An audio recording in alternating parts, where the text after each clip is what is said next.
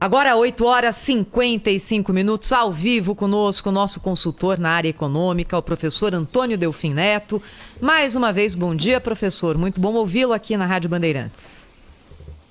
Bom dia mesa, bom dia ao Brasil. Professor, queria começar a nossa conversa com o senhor hoje, pedindo para que o senhor fale com o nosso ouvinte a respeito de programas sociais. Hoje o assunto do dia é o Auxílio Brasil, que seria anunciado ontem, depois o anúncio foi cancelado e ainda há uma dúvida a respeito de onde sairá o dinheiro para custear esse aumento num programa social. Falando primeiro da questão de fundo, professor. Programas sociais em momentos em que a sociedade precisa da ação do governo devem ter que tipo de custeio, na opinião do senhor? Deixa eu lhe dizer, nós já temos discutido isso várias vezes aqui nas nossas conversas. Um apoio à sociedade que está num estado de dificuldade muito grande é uma obrigação moral do governo. Você não tem que ficar pensando de onde vai tirar o dinheiro. Você tem que ter pensando o seguinte: o Estado tem a obrigação moral, no caso como este que nós estamos vivendo, de uma desintegração do sistema econômico produzido por uma pandemia, ele tem de providenciar, ele tem de cortar onde for necessário para dar para os menos favorecidos as condições de sobrevivência. Isso não é uma questão de economia, tá? Isso é uma questão do Estado, é uma questão da moralidade do Estado.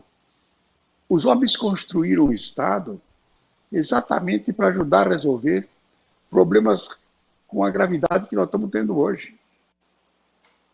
E aí eu te pergunto, professor Delfim Pedro, a discussão sobre o teto de gastos está ligada de forma umbilical a essa questão da prorrogação de um auxílio emergencial ou de um novo programa social que substitua o Bolsa Família, ou nesse momento dá para flexibilizar o teto de gastos? Tá falhando, viu? Não sei se o senhor compreendeu, eu perguntei sobre a relação do teto de gastos com essa ajuda que o senhor trazia para nós como uma obrigação moral do governo. São discussões que precisam estar páreas ou nesse momento dá para flexibilizar?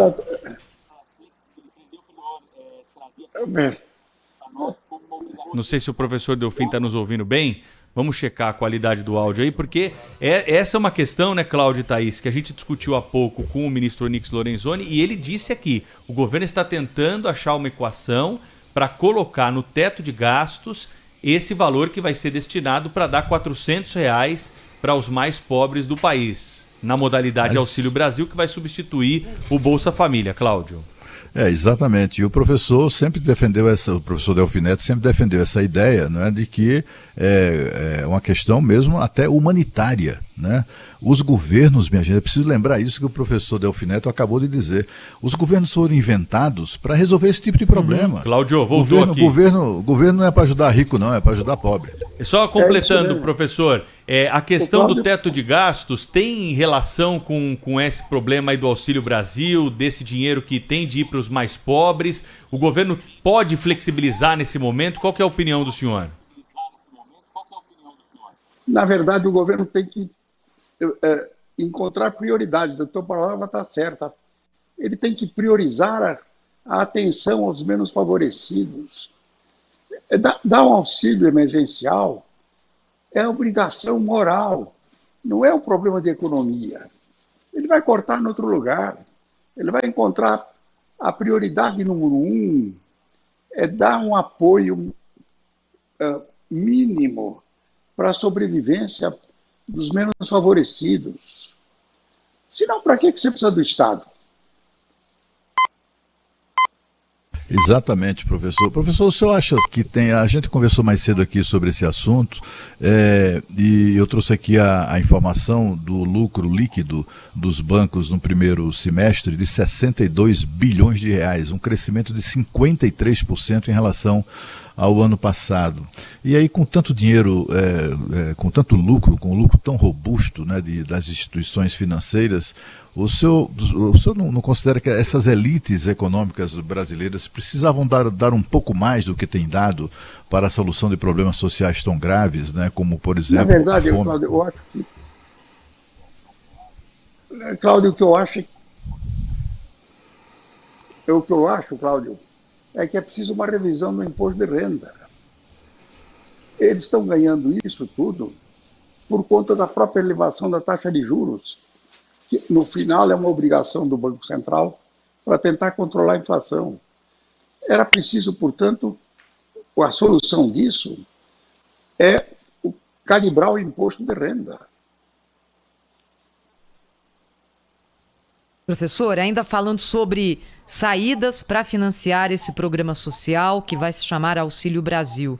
O que se sinaliza até agora é que parte dos recursos virá da postergação do pagamento de precatórios e a outra parte virá fora do teto no orçamento de 2022 como um recurso pago de forma emergencial e temporária.